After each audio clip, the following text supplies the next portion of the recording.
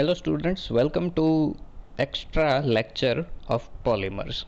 So in this lecture we will discuss about some important topics which are not mentioned in textbook in detail. So we will talk about molecular masses of polymers.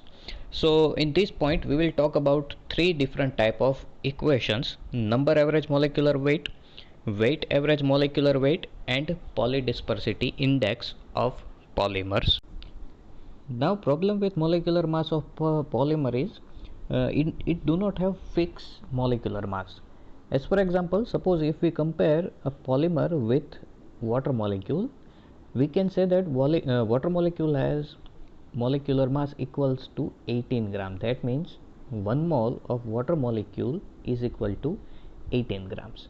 But in case of polymer, it depends on initial material, that means monomers. Suppose let us use a simple reaction. We have CH2 double bond CH2, that means ethene, and we are forming polythene from ethene molecules like this. So it depends on number of ethene molecule or monomers, and you will get same number of repeating units in polymer. So if we assume n is equal to 100 moles, that means we are using 100 moles as an initial material for the polymerization reaction, then you will get n is equal to 100 moles as a repeating unit. That means our chain contains 100 moles of repeating unit.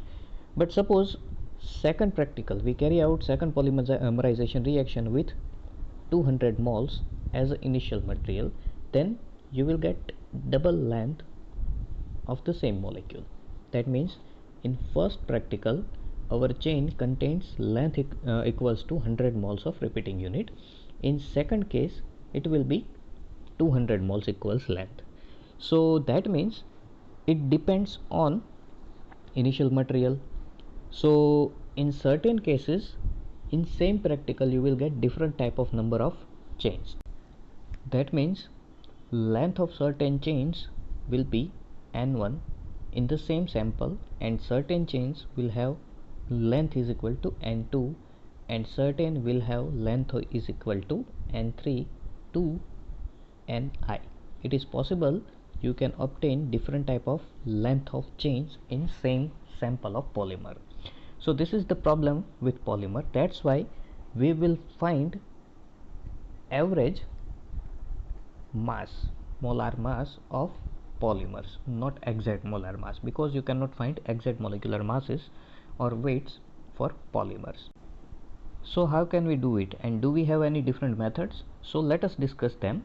So in this case we will discuss about three different type of equations: number average molecular weight, weight average molecular weight, and polydispersity indexes. So let us talk about first point, which is number average molecular mass. So in short we can call it m bar n. So let us assume if we have number of molecules having chain lengths in given sample is, certain molecules have n1 length, certain have n2 length, certain have n3 length, to ni lengths, and masses of these chains is equal to m1, m2, m3 to mi. Okay, so these are the number of chains having length n1, n2, n3 to ni, and masses of those chains are m1, m2, m3 to mi. So our equation number average molecular weight mn bar will be n1 lengths having m1 mass plus n2 lengths having m2 mass plus n3 chains having m3 mass, and so on, divided by n1 plus n2 plus n3 and so on. Okay, so this will be our equation, or we can say that mn bar is equal to summation of ni mi divided by summation of ni. This will be our number average molecular weight equation. Okay, so this is average of all the chains present in it. So this will be our first method. Now let us move on second method, which is weight average molecular weight,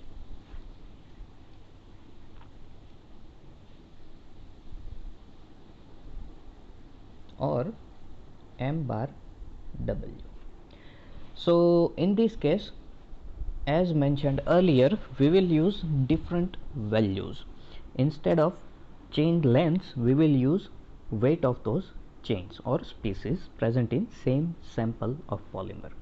Suppose W1, W2, W3 and so on, these are the weight of the species present in given sample of polymer, and M1, M2, M3 etc. are molecular weight of those species. Then weight average molecular weight, or m bar w, is equal to W1 M1.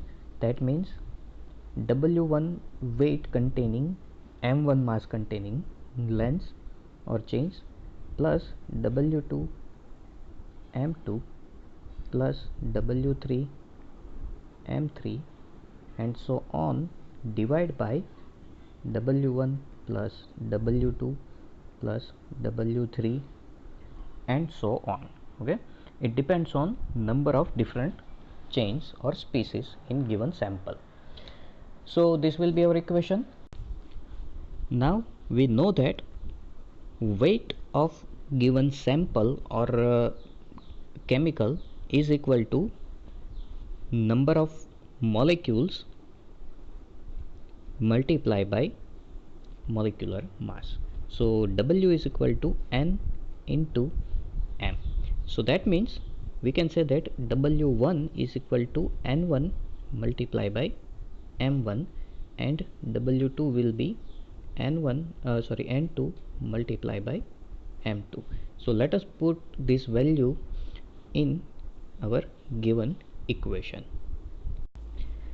So our equation will be N1 multiply by M1 square plus M2 multiply by M2 square plus N3 multiply by M3 square divided by N1 M1 plus M2 N2 plus N3 M3. So we put W is equal to N multiply by M in previous equation.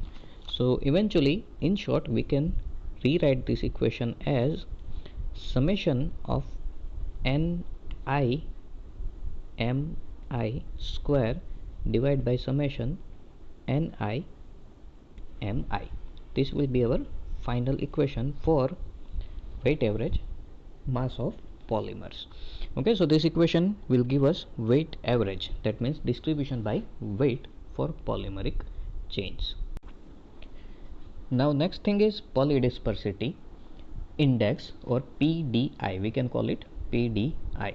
So first of all, what is it and why we need it? So as mentioned earlier, in polymers we have different type of chains.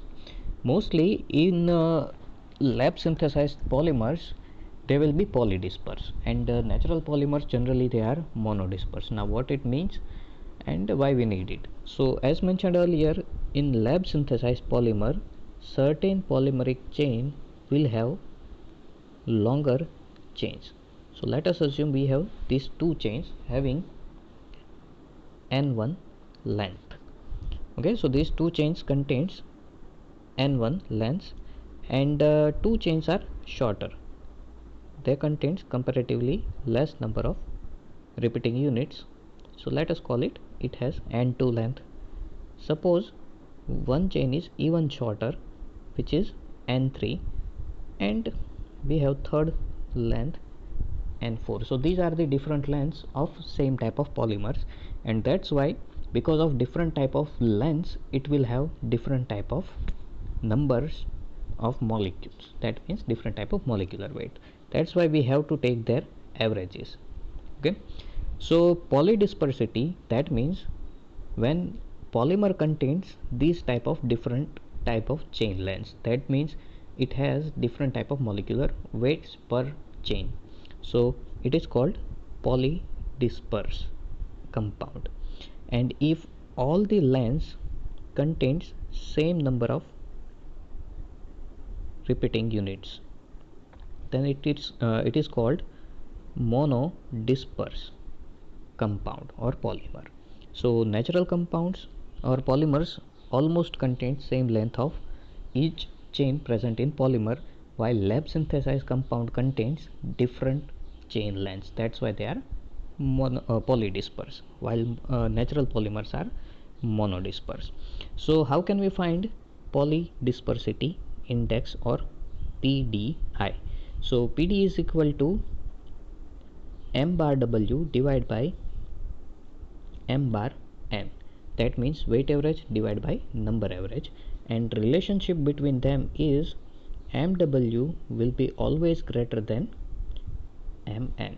So that means PDI index will be always 1 if they are equal, always greater than 1, and if they are equal then it will be equals to 1, then it is called monodisperse. But all the lab synthesized polymers have greater than 1 polydispersity index. Okay, so simply you have to find m bar W, then n bar W, and then ratio of these two will be polydispersity of given polymer. With example, let us discuss it how it actually occurs. So suppose if we have different type of polymers, in first polymer let us assume we have chain lengths starting from 100 to, let us say, 10,000. In second compound, suppose we have chain lengths starting from, let us say, 5,000 to 10,000. And in third one, let us say we only have chain lengths equals to 10,000. Okay, so we have three different type of polymers. In first polymer, range is quite long, that means it will start from 100 and it will end at 10,000. Okay, so that means in this case polydispersity value will be high because of greater deviation in chain lengths. In second case, this deviation is comparatively shorter. Okay, in first case deviation was comparatively broader, in second case it is comparatively less, so in this case PD value will be comparatively low than first. And in third case we only have one type of length, in this case m bar W will become m bar n, that means their values will be same. And as mentioned earlier, PD value is ratio of m bar W and m bar n, and if they are same that means it will be 1, and compound is called monodisperse. But lab synthesized compounds do not give this type of monodispersity, they are polydispersed compounds. And here we have different type of representation of monodisperse and polydisperse compounds or polymers. So as we can see, in monodisperse compound all of the molecules have same sizes, they are almost same in size or they are exactly equal in size, while in polydisperse compounds certain molecules will be larger in size, certain will be smaller in size, and we have intermediate sizes. Okay, so we have different type of molecule lengths or sizes in polydisperse compounds, and all of the molecules will be same in size in monodisperse compounds. So mostly natural polymers shows monodispersity and lab synthesized polymer shows polydispersity.